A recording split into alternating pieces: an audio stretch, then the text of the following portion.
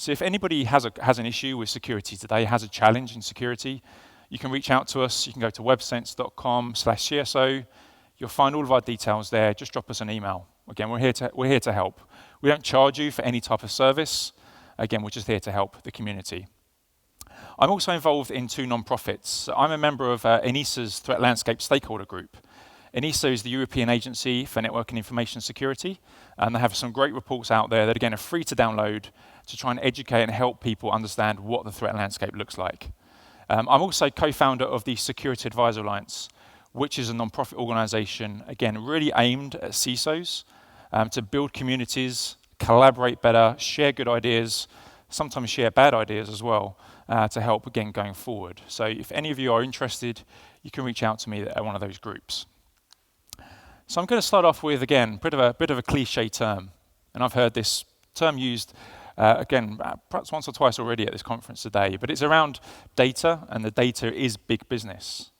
And most organizations today, we know, generate data. They may collect data, they may process data on another party's behalf, but this is where we see a lot of organizations today. A lot of successful startup organizations have access to that data. Really, to be a competitive startup, to have a great idea is the first requirement. Having a great idea, hiring really, really good people, and then having access to some of the best data out there, that's typically where we see startup organizations being very successful. It used to be around the branding, around the name, but I can tell you I've worked with some startups, so some names I can't even pronounce, okay? But they have quite a good logo, and again, they have a good idea, and they have the data. Data is the kind of the fuel behind all of these things. But of course, again, in organizations terms, we have a lot of competition. There's lots of startups starting organizations today. There are lots of people there looking to, again, make the next big buck in business.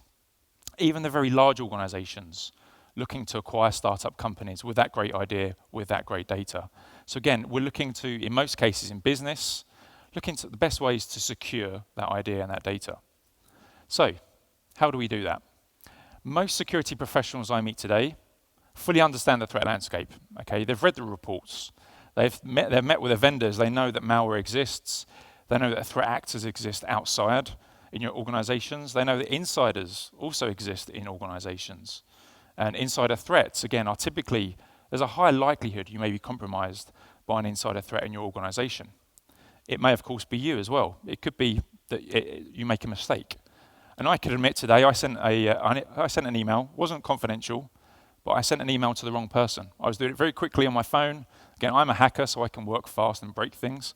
And by mistake today, I did do that. I sent an email to the wrong person, but it wasn't sensitive, so I was pretty lucky. But this kind of thing does happen. What we actually do as a security professional is we try and predict things. And the way we do this is really focusing on things such as like threat and risk modeling. And again, most of you, hopefully, who have been involved in information security have probably conducted a risk assessment at some point in your organization. But of course, when we start looking at how we can be better at predicting risk, we then start looking at certain types of scenarios. So some of them scenarios, they could be focused on, again, what is the general threat landscape? What does it look like? The actual patterns and processes, we may have to go out and get this information from open source intelligence, OSINT. We may have to start looking at how we then, when we need to intervene in a certain scenario, so to reduce that risk to an acceptable level. These are kind of terms that most security professionals start learning. Then we then look at the common vectors, elements of things like the kill chain. Again, are very, very common ways of trying to look at scenarios. Then we need to try and determine threat. And this is the really difficult part. Actually, defining a scenario is pretty simple. Determining threat makes it quite difficult for us because the threat is ever changing. Again, we've heard that at least once today. We then need to look at, as part of that, we need to look at how we're using tools, how we're managing, in some cases, that threat actor from, again, an insider perspective especially. And then we start looking at the types of persistence we see, and again, can we ever attribute a certain type of attack in our organization to a threat actor? Again, looking at the types of intel that we have at Raytheon Web Sense, we know that's very, very difficult to do because typically threats do share their information. They do share their code. So trying to attribute to a specific threat actor is very, very difficult. And then, of course, the best thing, start looking to put in a countermeasure. So plan ahead, putting in a type of countermeasure. And defense in depth, I spoke about it about 15 years ago. Defense in depth is still around. We still need to focus on, again, looking at a countermeasure that goes across those layers. Again, not just the network layer, but that sort of down into the weeds, looking at how data flows and data is moved around in business today. We then have to think about it from a tactical and a strategic perspective. Again, putting a tactical thing one day typically isn't great a year later. So again, we have to look at how we're looking at the right countermeasures at that point in time and how we can actually build that into a strategy going forward also. A lot of that revolves around process and how we tune things based on process. So again, sometimes out-of-the-box functionality, again, it works day one, but potentially how we're seeing, again, the threat landscape looking, is that a week or 2 weeks later, it's no good as a countermeasure. So it's quite difficult to do. So once we go past threat modeling, we can then start looking at specifically that threat actor. Okay, we've perhaps defined some scenarios. We're looking at the type of threat actor potentially we are going to be vulnerable to. And again, from an external perspective, there's kind of 5 types that we really focus on at Raytheon Web Sense that I'm going to introduce you to. So again, you've probably heard about the online anarchist.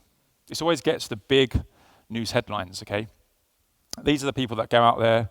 They're not in it to make money, really. They have a motive, they have an agenda against potentially a government, an organization, and obviously they take their threat out against them. And again, typically we see online anarchists that used to be really focused on causing things like distributed denial of service.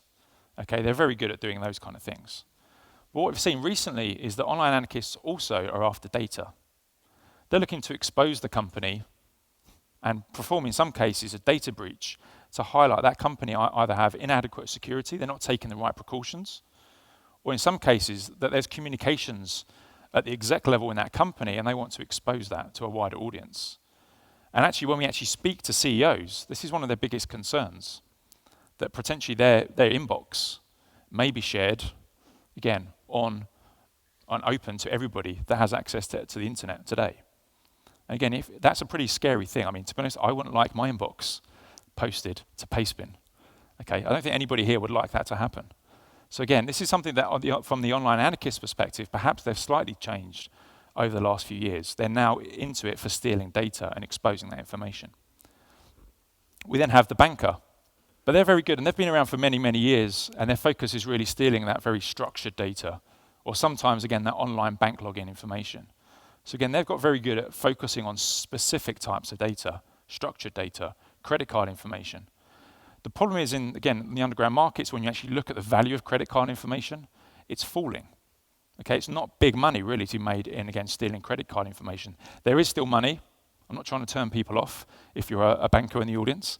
But of course, again, there is that focus that the value is going down. So you still have to steal huge quantities of this information to be successful and to pay your mortgage at the end of the day.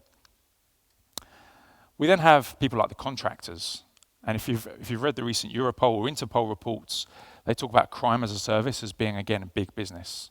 So actually going out and looking for somebody that can perform all of these activities for you on your behalf, that again, if they get caught, typically they are attributed to them, not you. Again, this is a good way of doing business. And again, I don't recommend any of these things I say, I don't recommend you go out and do these things and hire a contractor or perform online anarchy, because they're bad things typically to businesses. But from a contractor's perspective, again, there is money there. Last year we had this, again, anybody can access this website called needapassword.com. And it was set up, it was around for a few months. Typically what would happen is you'd go on, you'd paste your request on needapassword.com for a password. Somebody would collect that, and it'd typically go out, steal a password or steal a credential, auth credential, and then sell that back to you on that needapassword.com. But when we actually look at the underground markets, this is what happens day in, day out. This is what people are now trading. Again, they're trading that type of information. And of course, also in that refined data. When I spoke before about, again, the value of data in organizations, these people, these contractors, are waiting for when that data is fully refined, when that data has full business intelligence, and then going in, again, laying dormant with their remote access tools, and then stealing that data at the right time. Again, typically they can pick up 1 or 2 contracts and focus purely on those kind of things, stealing that data at the right time. We then have the arms dealer, the people that write these, again, the malware, the exploit kits, typically the tools that are used. And again, we see this as being one of the fastest growing areas in organised cybercrime regarding the revenues being created. Because again, these are the toolkit providers. These are the people that can sell in quantity to people looking to make money. We then have the special agent. Typically, again, these people that are nation state sponsored, that have very sophisticated tools. And usually we see, again, the special agent, the skill set, somebody that's been involved in security, sometimes longer than I have, sort of sometimes up to 20, 25 years, being used, at least in some cases, to be that special agent. Okay, and they are very sophisticated. And again, typically they will get past, again, any type of organization that has traditional legacy controls. It's very easy for them. It's easier for a pen tester. Somebody with 20 years experience, of course, they're going to be successful also. And then again on the right, the insider threat. I've talked about, again, the 5 common external threat actors. But then again, we have people inside our organizations that are handling data day in, day out, that have been given access to that data. And again, in some cases, they can be negligent. They can misuse sometimes that data, or of course, they can also be malicious as well. So those are the kind of common threat actors we see. And again, as part of defining scenarios and trying to determine threat, those at least 5 or 6 threat actors should be part of the program already. I mentioned right at the beginning, I work with EMEA, member of their threat landscape stakeholder group. So this is their report that was issued beginning of this year. And it's still relevant. And I can tell you pretty much that the top 4 threats are going to be very similar going forward across the next few years.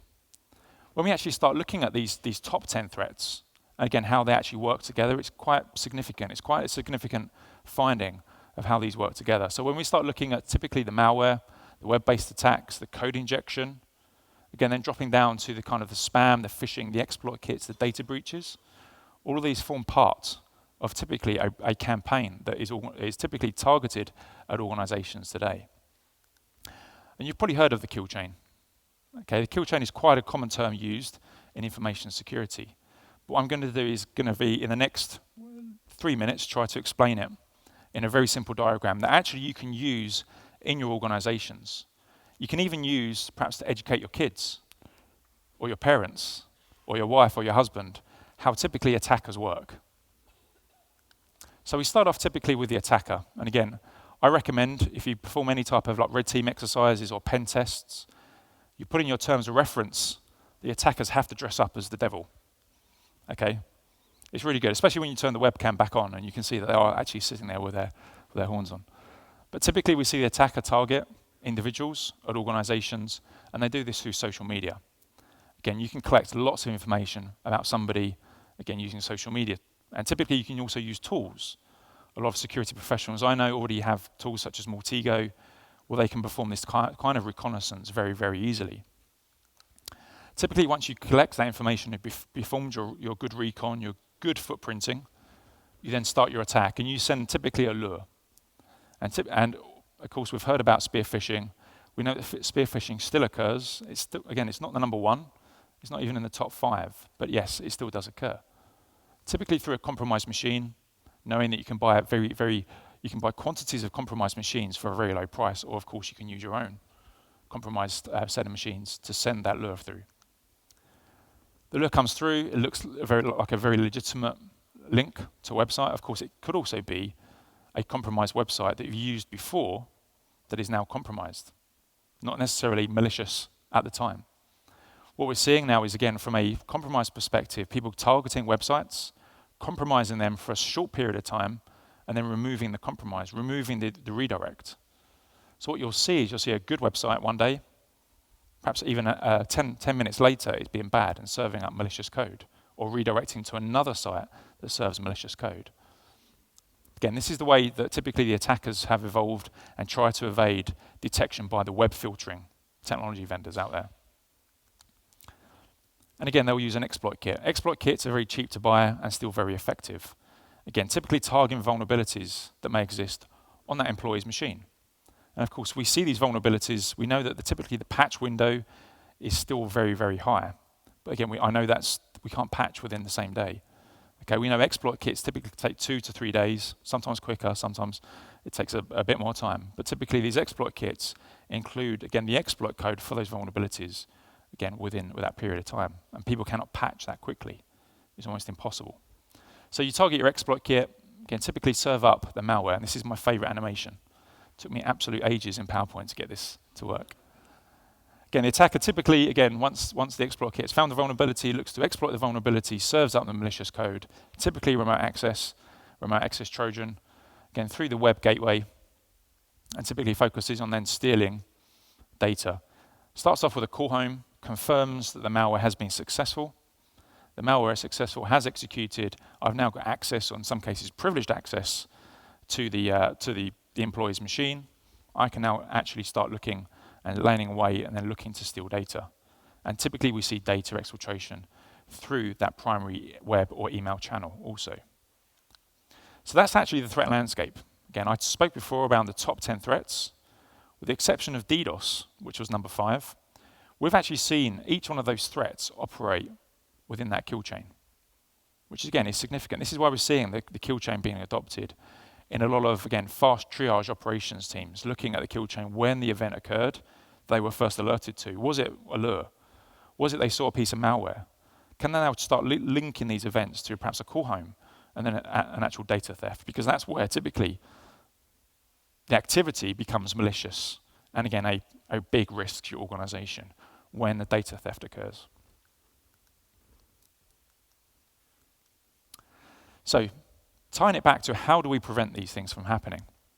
Again, this is typically my day job, and hopefully you can all read this. You can't, right? But this is typically, again, what I have to do day in, day out. When I'm not presenting, I much prefer coming to Iceland and presenting to people. But unfortunately, I also have to do these types of tasks. And again, my focus actually, my call to action for the majority of security professionals today is, again, having to focus on all these things, all of these areas, but starting looking at the kind of the risk management, the data-centric approach. So again, if this is your current strategy, this is great.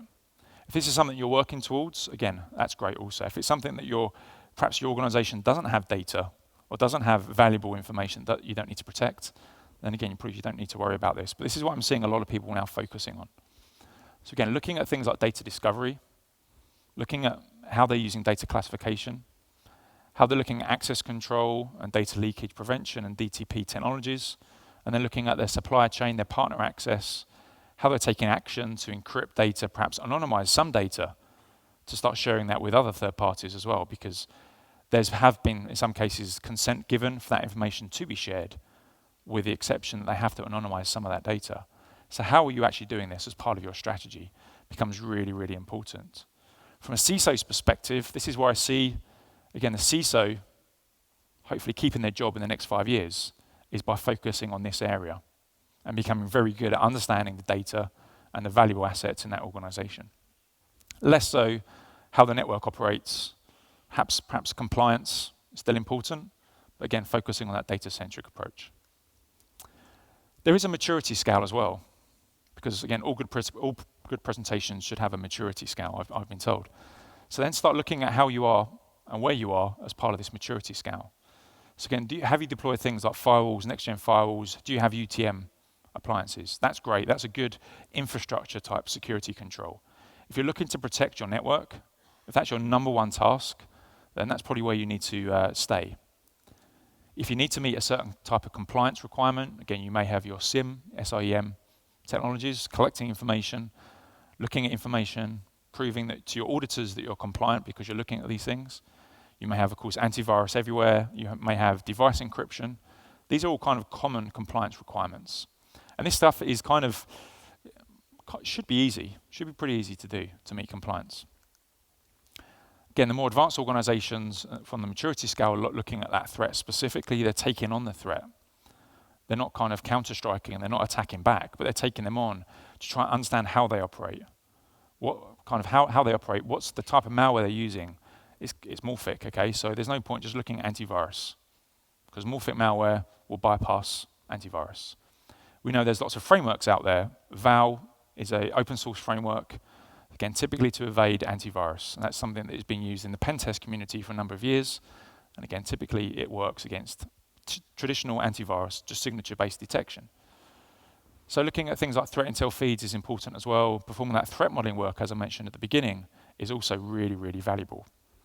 But again, the number 4 on the maturity scale is focusing on that data-centric approach, which includes things such as data leakage prevention, looking at the data flows in your organization from a baseline perspective, and then looking at it from a perspective of, again, if somebody is inside my network and they're looking to steal my data, how are they looking to exfiltrate? So not just inbound threats, look at the outbound threats as well, because that will also cover your insider threat. And again, higher likelihood always for insider threat. The future, really, for me, I see this moving on to a next stage 5. This is when we start looking at, as the guy from Google mentioned before, more kind of machine learning, kind of the advanced analytics, the predictive, prescriptive analytics, all this cool stuff that is coming in business, typically around data, will come into security as well. You'll have the ability to have tools. I mean, the majority of tools today have the ability to use machine learning, but we're going forward with that. We're, again, enhancing a lot of those features today.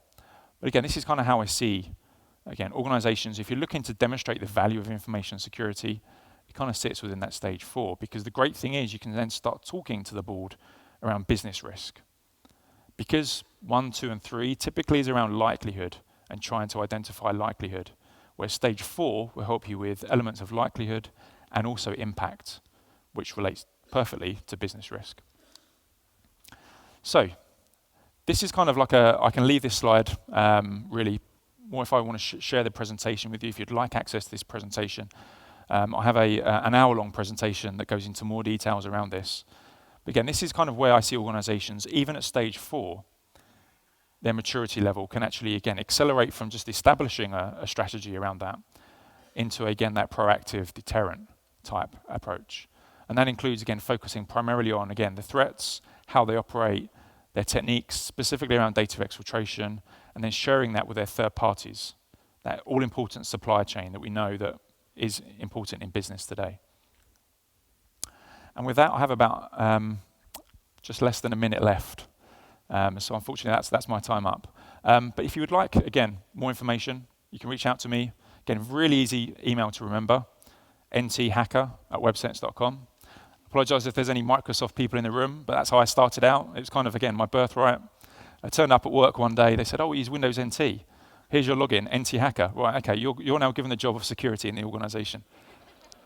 That's almost, I think that'd be a great story, but that's almost how it started. But yeah, you can reach out to me anytime here. I appreciate your time. I appreciate your, again, any feedback you have to the presentation today, and enjoy it the rest of today. Thank you very much.